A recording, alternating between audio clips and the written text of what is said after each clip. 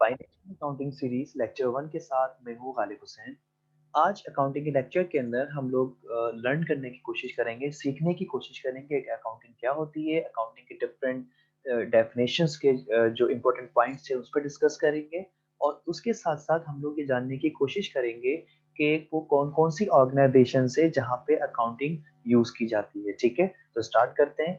सबसे पहले हम लोग एक डेफिनेशन को डिस्कस करेंगे and this definition is given by the American Institute of Certified Public Accountants। ठीक है, अब इन्होंने जो डेफिनेशन दी, इन्होंने ये कहा कि accounting is an art of recording. सही है। अब देखिए अकाउंटिंग जो है वो एक आर्ट है, मतलब जब तक आप ये आर्ट नहीं सीखेंगे उस वक्त तक आप अकाउंटिंग नहीं कर सकते या आप एक अकाउंटेंट नहीं बन सकते। अब वो जो आर्ट होगा वो क्या होगा, रिकॉर्डिंग। ठीक है, अब आप रिकॉर्डिंग करेंगे, रिकॉर्डिंग किस चीज की होगी, जो भी ट्रांजैक्शन है। देखिए कारोबार के अंदर मेजर चीज क्या होती है, लेन देन होता है।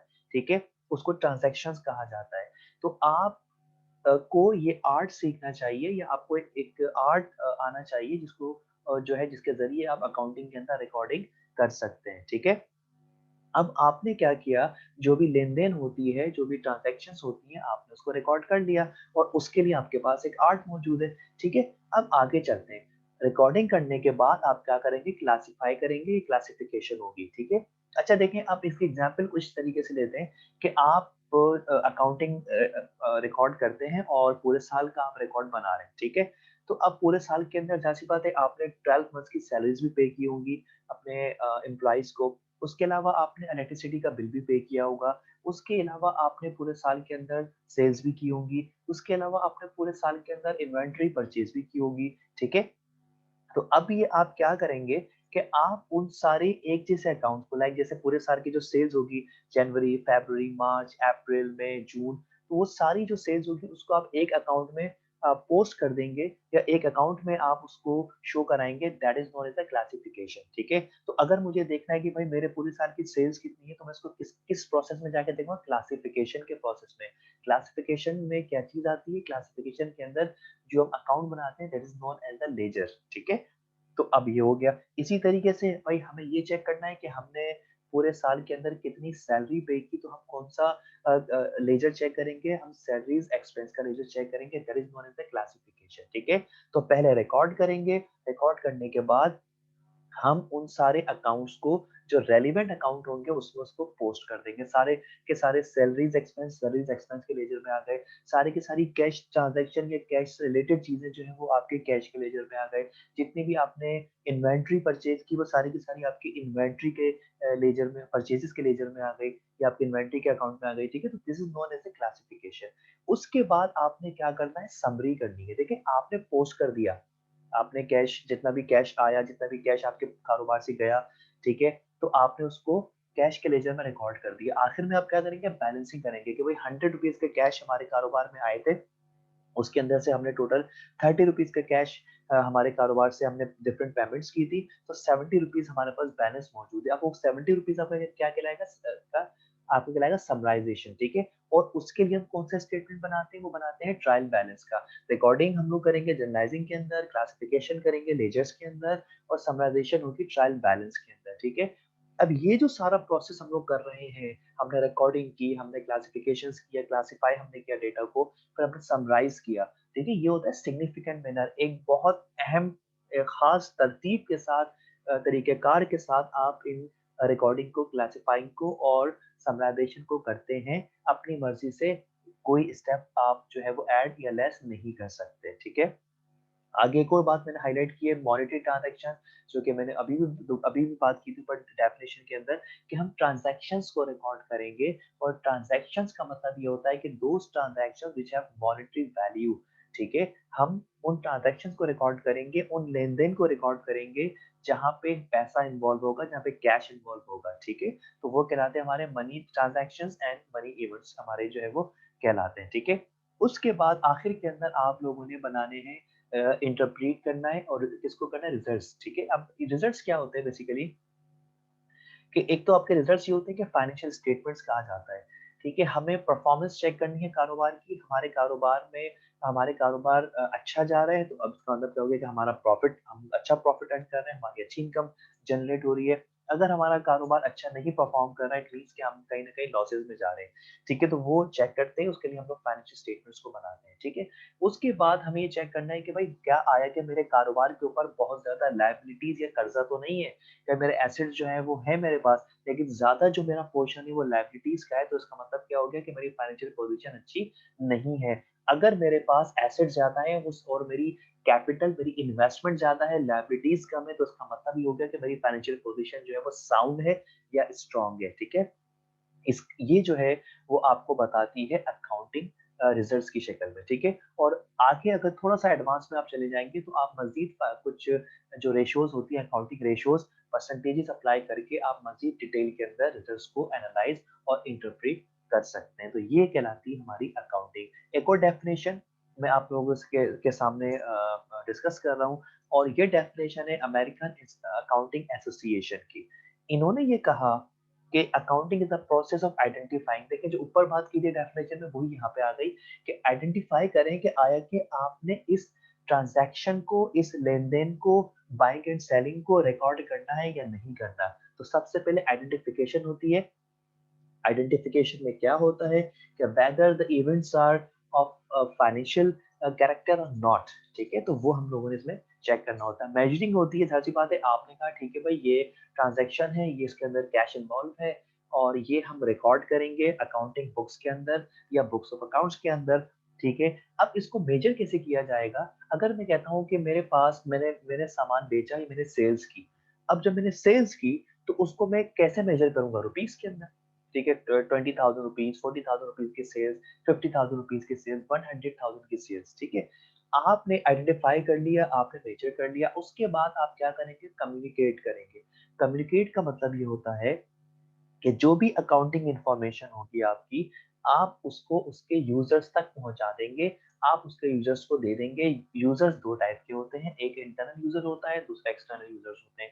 इंटरनल यूज़र्स में मैं एक ही बात कर रहा हूँ मैनेजमेंट। अब मैनेजमेंट जो है उनको ये बात पता करनी है कि भाई हमारी कारोबार की परफ़ॉर्मेंस कैसी है, हमारे कारोबार की फाइनेंशियल पोज़ीशन कैसी है, क्या हमारे पास हमारे कारोबार के अंदर ये एबिलिटी है कि हम इसको एक्सपेंड कर सकते हैं। क्या हमारे पास इतने फाइनेंशियल रिसोर्सेज़ हैं, क्या हम उसको अपने कारोबार को एक्सपेंड कर सकते हैं या क्या हम कोई एसेट्स को अपडेट कर सकते हैं। तो ये जजमेंट्स जो है वो कौन करेगा? ये करेंगे मैनेजमेंट इस अकाउंटिंग को यूज़ करके। इसी तरह से बहुत सारे आपके एक्सटर्नल यूज़र्स होते हैं, मैं 1-2 की बात कर रहा हूँ, उसको आगे डिटेल में बात करूँगा, ठीक है? इन्वेस्टर शेयर होल्डर्स की बात कर लेते हैं। शेयर होल्डर्स कौन होते हैं? जो आपकी कंपनी के अंदर शेयर परचेज करते हैं। तो अब वो सबसे पहले देखेंगे कि अगर आपकी कंपनी की परफॉर्मेंस अच्छी है, अगर आपकी कंपनी इज़ परफॉर्मिंग वेल और उसके बाद वेल से मतलब क्या प्रॉफिटेबिलिटी इंक्रीज़ हो रही है, आपकी प्रॉफिटेबिलिटी बहुत अच्छी है and your financial position is sound. तो इस केस के अंदर वो लोग आपके कारोबार के अंदर इन्वेस्टमेंट करेंगे, ठीक है? तो अकाउंटिंग हम लोग जो करते हैं, हम लोग जो डेटा कंपाइल करते हैं, जो हम लोग फाइनेंशियल स्टेटमेंट्स बनाते हैं, उसका मतलब ये होता है कि we are going to communicate this information to the users and the users are the external users and the internal users and they will make decision according to their needs and requirements। तो ये हमारी कहलाती है accounting, ठीक है? अब जो हमने डेफिनेशंस पढ़ी, उस डेफिनेशंस को थोड़ा सा जल्दी जल्दी ब्रेकअप कर लेते हैं डेफिनेशन का। आइडेंटिफिकेशन का मतलब क्या हो गया? अभी मैंने आपको बताया था कि हमें ये देखना है कि हमारे जो इवेंट्स हैं, वो मॉनेटरी इवेंट्स हैं या वो नॉन मॉनेटरी इवेंट्स हैं। तो हमारे जो मॉनेटरी इवेंट्स होंगे, उसको हमने अकाउंटिंग रिकॉर्ड के अंदर या अकाउंट बुक्स ऑफ अकाउंट्स के अंदर रिकॉर्ड कर देना है। इसी तरीके से रिकॉर्डिंग आती है, भाई रिकॉर्डिंग आप किसमें करेंगे? रिकॉर्डिंग आप करेंगे जर्नलाइज़िंग के अंदर, ठीक है? अब वो रिकॉर्डिंग आपका हो गया प्रोसेस, ठीक है? आपने रिकॉर्डिंग कर ली। रिकॉर्डिंग के बाद याद है मैंने आपको कहा था क्लासिफिकेशन होती है कि भाई वो जो आपने सेल्स रिकॉर्ड की है, वो जो आपने कैश रिकॉर्ड किया है, cash inflow, cash outflow record किया है, उसके बाद फिर आपने एक्सपेंसेस रिकॉर्ड किए, आपने रेवेन्यूज़ रिकॉर्ड किए, आपने different purchase of assets record किए हैं। तो वो अब क्या करेंगे लेजर्स में लेके आ जाएँगे। लेजर्स में हमने क्या कहा था उनमें हमने क्या ब्रीफली समझा था कि लेजर में पोस्टिंग्स होंगी कि भाई ठीक है जितने एक जैसे लेजर्स हैं सारा कैश जितना आया जितना गया उसको कैश के लेजर में रख दें। जितनी भी हमने सेल्स की उसको सेल्स के लेजर में रख दें। जितनी भी हमने परचेज़िंग की मर्चेंडाइज़ परचेज़ किया उसको आप परचेज़ेज़ के लेजर में रख दें। जितना भी हमने सैलरीज़ पे की उसको सैलरीज़ के लेजर में रख दें। क्यों रखते हैं? ताकि उसको बैलेंस करके रिजल्ट हमें निकालना आसान हो जाएगा, ठीक है? तो वो होता है हमारा क्लासिफाइंग, और क्लासिफाइंग जो हम करते हैं वो लेजर्स के अंदर करते हैं। अब हमने जो ऊपर सारी सैलरीज एक्सपेंस के लेजर में पोस्ट कर दी, सारे जो हमारे परचेजेस थी परचेजेस के लेजर में पोस्ट कर दी, जो सेल्स थी वो सेल्स के लेजर में पोस्ट कर दी। हम क्या करेंगे, उसको बैलेंस कर लेंगे कि भाई फॉर एग्जांपल हमारे पास जो कैश का लेजर है, कैश हमारे पास 100 रुपीज इनफ्लो था और कैश आउटफ्लो था 30 रुपीज का। तो डिफरेंस कितना आ गया? डिफरेंस आ गया 70 रुपीज का। अब वो 70 रुपीज जो है वो हम कहाँ पे लेके जाएंगे? उसको हम लोग शो कराएंगे ट्रायल बैलेंस के अंदर। और ट्रायल बैलेंस में क्या आता है? समरी आती है, यानी कि at the end of the year हमें पता है कि भाई हमारे पास जो कैश बैलेंस है, जो ऑर्गेनाइजेशन के पास कैश बैलेंस है, वो है 70 रुपीज का। ठीक है। इसी तरीके से ऑर्गेनाइजेशन के पास जो हमने लेजर बनाया था सेल्स का, उसमें पूरे साल की सेल्स थी। फॉर एग्जाम्पल जनवरी में 10,000 10,000 10,000 लगा लेते हैं, तो ये आपकी कितनी बन गई? 1,20,000 की सेल्स जो है वो आपकी आ जाएगी पूरे साल की ट्रायल बैलेंस किया था, दैट इज समराइजिंग। ठीक है। समराइजिंग के बाद हम लोग लास्ट स्टेप करते हैं कि हम फाइनेंशियल स्टेटमेंट्स बनाते हैं, जिसके लिए हमने वो सारे स्टेप्स किए थे, जिसके लिए हमने आइडेंटिफिकेशन की थी, जिसके लिए हमने रिकॉर्डिंग की थी, जिसके लिए हमने क्लासिफिकेशंस की थी, समराइजेशन किया था। उसके अब वो जो फाइनल स्टेप है वो हमारा है फाइनेंशियल स्टेटमेंट्स का। ठीक है। मैंने आपको बता दिया कि प्रॉफिट एंड लॉस अकाउंट या इनकम स्टेटमेंट बनाया जाता है और उसके अंदर परफॉर्मेंस चेक की जाती है कि आया कि कारोबार is the business is performing well और नॉट। ठीक है। और जो बैलेंस शीट होती है, balance sheet show the financial position कि आया के कारोबार जो है वो फाइनेंशियली साउंड है या नहीं है। ये बेसिकली हमारी कहलाती है अकाउंटिंग। सही है। और लास्ट के अंदर एक मैंने कहा था कि मैं आपको बताऊंगा कि कहाँ पे अकाउंटिंग को यूज किया जाता है। So we have first the commercial organisations, और these are known as the profit oriented organisations.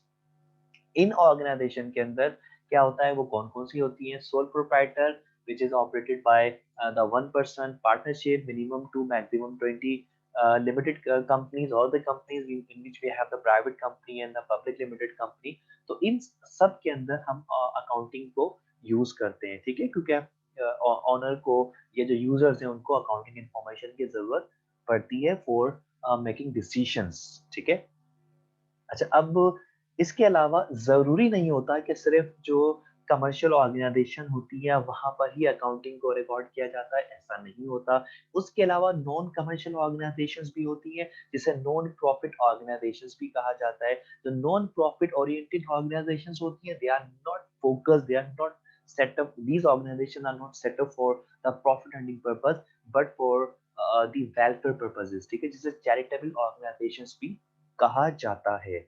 उसमें हमारे पास एनजीओज आती हैं, ट्रस्ट आते हैं, सोसाइटीज आती हैं। ठीक है। और हमारे स्कूल्स भी आते हैं, college, universities, different non profit organisations. ठीक है। जहाँ पे हम अकाउंटिंग को यूज करते हैं। सिंपली ये हमारा आज का लेक्चर था। मैं उम्मीद करता हूँ कि आपको अकाउंटिंग की डेफिनेशंस डिटेल के अंदर समझ आ गई होगी। हमने फिर अकाउंटिंग की डेफिनेशंस को ब्रेकअप किया, वो भी आपके समझ में आ गया होगा। लास्ट के अंदर हमने ये जानने की कोशिश की कि अकाउंटिंग कौन-कौन से बिज़नेस एंटिटीज़ के अंदर यूज़ की जाती है। अगर आपको कोई सवाल क्वेश्चन पूछना है, if you have any question you may right in the comment box. ठीक है? तो इंशाअल्लाह मैं उसको रिप्लाई करूँगा, आंसर करूँगा। नेक्स्ट लेक्चर तक के लिए अल्लाह हाफ़िज़।